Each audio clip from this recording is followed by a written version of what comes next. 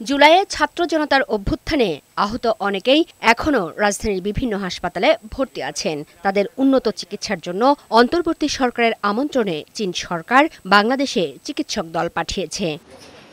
10 সদস্যের এই দল সোমবার জাতীয় চক্ষু বিজ্ঞান ইনস্টিটিউট ও হাসপাতালে যান। চোখে গুরুতর আহত হয়ে বর্তমানে সেখানে ভর্তি 42 জন রোগীর মধ্যে 26 জনের অবস্থা পর্যবেক্ষণ করেন। পরবর্তীতে বাকিদেরও চিকিৎসা দিবেন। দেশের পাশাপাশি দেশের বাইরের চিকিৎসক দ্বারা উন্নত সেবা পাওয়ায় চোখের আলো ফিরে পাবার আশা করছেন আন্দোলনে আহত এসব রোগীরা। চীনা ডাক্তাররা এসে আমাদের চিকিৎসা আমরা মনে করি উন্নতি হবে, আমাদের দৃষ্টি ফিরে আসার সম্ভাবনা বাড়বে। অনায়াসে খুব ভালো চিকিৎসা হচ্ছে।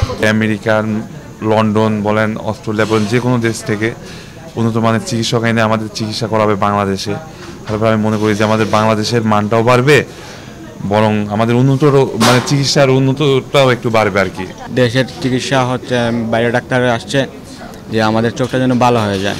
চীনা দূতাবাস জানিয়েছে আহতদের কী ধরনের চিকিৎসা সেবা কতদিন ধরে দিতে হবে এটা নিশ্চিত হলে চীন তাদের সেবার পরিধি বাড়াবে। প্রথম ধাপে এই বিশেষজ্ঞ দলটি আহত রোগীদের দেখবেন।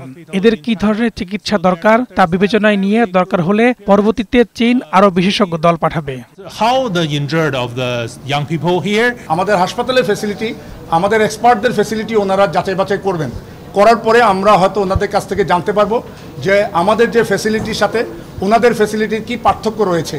এবং আমরা চাচ্ছি যে যদি কোনো এক্সপার্ট টিম এখানে আসে, আমরা আনানোর জন্য সর্বোচ্চ চেষ্টা করতেছি, তাতে করে আমাদের ডাক্তাররাও টেকনোলজি ট্রান্সফারের মাধ্যমে তাদের নতুন কোনো টেকনিক আমাদের ডাক্তাররা আয়ত্তে আনতে পারবে। এক, দ্বিতীয় পয়েন্ট হচ্ছে গিয়া ওনারা যদি নির্বাচিত করেন যে কোনো পেশেন্ট আমরা নিয়ে যেতে চাই, আমাদের সর্বোচ্চ সহযোগিতা থাকবে এই ব্যাপারে।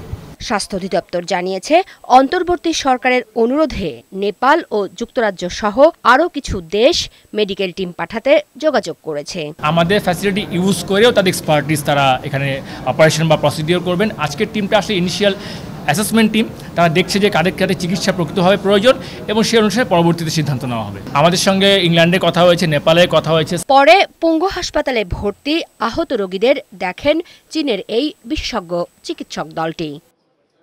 মুক্তা মাহমুদ, বৈশাখী সংবাদ, ঢাকা।